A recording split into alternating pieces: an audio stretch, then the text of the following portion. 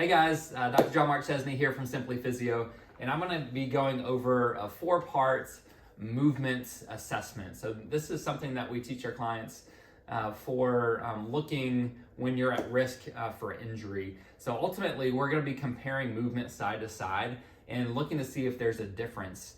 If we find that there's a big difference side to side, and you have multiple parts of these tests, multiple numbers, so 2, 3, or all 4 of them that are off, then it is a predictor for a higher risk for injury. Also, if you are injured, usually we'll find that more of these are off, and these are things that we want to improve on, no matter where your injury is, especially if you're really active, if you're playing sports, playing tennis, pickleball, or other activities, just requiring your body to move a lot, then we want to make sure that we're well balanced. So the 4 tests, as far as the movements, the first one is I'm going to have my arms straight. I'm going to just raise up overhead. So that's my left, and then doing my right side all the way up and back. And I'm just getting my perception of, is there a difference? Does one side feel harder than the other? Does it not go back as far? So for me right now, it feels like my right side's a little bit harder than the other. So you can just get an awareness of the difference. You literally ask somebody to see if there's a difference in how far you can raise it, but also you're getting a perception of how hard is it for you to do that movement. And if you're having any discomfort, any soreness, stiffness, or pain, then that would all constitute as a harder movements side to side. So the next one is I'm gonna just sit with the arms relaxed across my chest, and I'm just rotating side to side.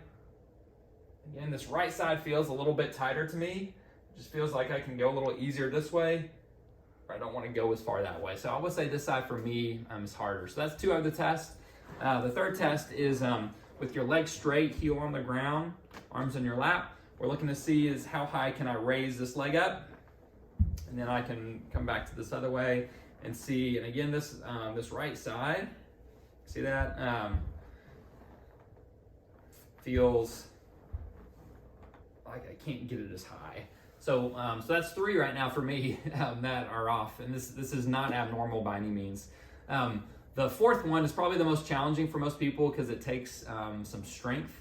You can modify by the height of the chair, but what we're looking at is your ability to stand up with one leg. You can have your leg out in front or behind. So if you can't get up from the height, then you just want to elevate that height a little higher, find a higher chair, put a cushion in the chair to get up. So, but I'm comparing how well I can get up and then back down, and then I'll switch to the other side and back up and back down. So for me, that felt pretty normal, maybe a little bit harder on the left. So now I have a blueprint of really looked at the whole body, an arm, a midsection, a hip, and then a lower leg, as far as some tests to see how far am I off. So now your work is to start to improve on those differences by stretching, by doing some strengthening exercises to make those better. And you can always go back and retest to see, are you staying more even in balance side to side? When you're more balanced side to side, more even, more symmetrical, then we can be satisfied that you're at less risk of having or sustaining an injury. All right, guys, have fun with that. Bye.